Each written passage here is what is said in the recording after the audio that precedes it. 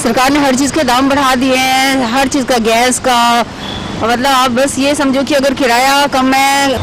अब बताइए हम कहाँ से अपने बीवी बच्चों को पालेंगे।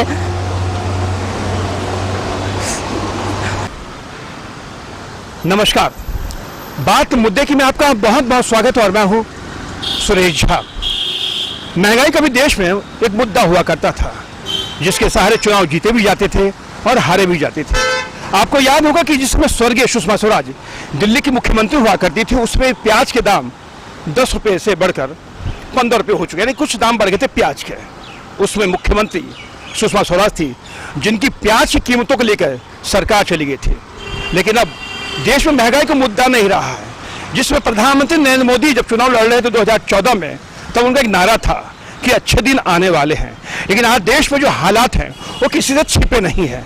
त्योहारों का सीजन है, त्योहारों के सीजन से ठीक पहले महंगाई एक बार फिर से चरम पर पहुंच चुकी है। आटे के दाम बढ़ चुके हैं, तेल के दाम बढ़ चुके हैं, यानी हर चीज जो खाने पीने के दाम है उसके बढ़ चुके हैं। अब लोग करे तो करे क्या। तो हमने आज इसी मुद्दे पर दिल्ली वालों की राय पूछी, उनसे बात की। हमने पूछना चाहा कि आखिर महंगाई में उनको अच्छे दिन दिख रहे हैं या नहीं दिख रहे हैं। तो आप खुद ही सुनिए कि दिल्ली वालों ने क्या बोला। हम सरकार से इतना चाहते हैं कि सरकार महंगाई कम कर दो। रसोई का बजट इतना हो रहा है कि क्या कहते हैं, खर्चे पूरे नहीं हो रहे।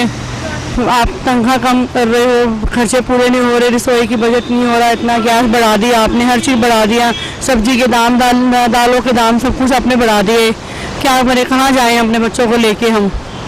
सरकार ने हर चीज़ के दाम बढ़ा दिए हैं, हर चीज़ का, गैस का, मतलब आप बस ये समझो कि अगर किराया कम है, कुछ भी नहीं हमारे लिए, लेडीज़ के लिए, तो कोई इससे कोई हमें इतना बेनिफिट नहीं मिल रहा। सैलरी बढ़ा ही नहीं रहे। सैलरी तो ऐसे है जैसे प्राइवेट जॉब कर रहे हैं, आपको तो पता ही है। सैलरी ऐसे जैसे किसी लेबर को देते हैं 10-15 हज़ार 20 हज़ार, वो सोचते पता नहीं क्या दे दिया उन्होंने। और काम ऐसे लेते हैं जैसे कि आप समझो कि छुट्टी वाले दिन भी बुला लेते हैं और कहते हैं कि भाई छुट्टी का क्या, तुम्हें नौकरी तो मिल रही है ना, छुट्टी वाले दिन भी आओ। तो आप ये देखो किस तरह से आपका मूवमेंट जा रहा है कि गवर्नमेंट कौन सी पॉलिसी पे किस तरह से मूव कर रही है। बस यही है कि हाँ, बस वोट लेना है हमसे कि भाई हमने, लोग, पब्लिक ने हमें सिलेक्ट कर लिया एज अ लीडर, लेकिन लीडरशिप तो दिखाई नहीं रहे। एटलीस्ट पब्लिक को तो मिले ना कुछ राहत। बिजली फ्री, पानी फ्री और बस का किराया फ्री, इससे कुछ नहीं होता। बहुत सारी चीज़ें एटलीस्ट फॉर स्टूडेंट, और अब कॉलेज गोर के देखो और ऑफिस गोर्स के लिए कुछ भी नहीं है। आपने हमें कुछ भी नहीं दिया। 5% क्या, 2% भी नहीं है ये। मैं मजदूर आदमी हूँ, महंगाई इतनी बढ़ रही है, बताइए हम कहाँ से बीवी बच्चों को पेट पाले।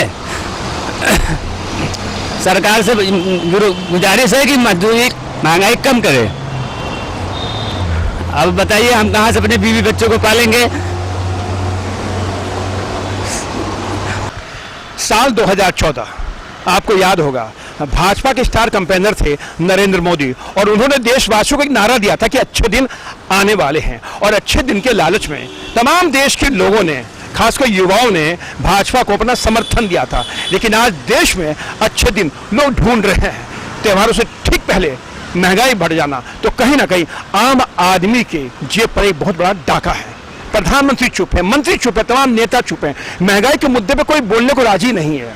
समझ नहीं आता है कि जनता भी कब तक चुप रहेगी। खैर, महंगाई का मुद्दा है, जनता कभी ना कभी तो बोलेगी। लेकिन आज देश में महंगाई को लेकर जो जनता बोल रही है वो सुनने वाला है। जनता कहती है, जब नेताजी आते वोट मांगने तो कहते हैं महंगाई कम करेंगे, विकास करेंगे। लेकिन आज नेताजी चुप हैं, जनता रो रही है। लेकिन एक समय वो आएगा जब जनता बोलेगी और नेताजी मूक दर्शक बने रहेंगे। कैमरा पर्सन हेमंत के साथ सुरेश झा, टॉप स्टोरी, दिल्ली।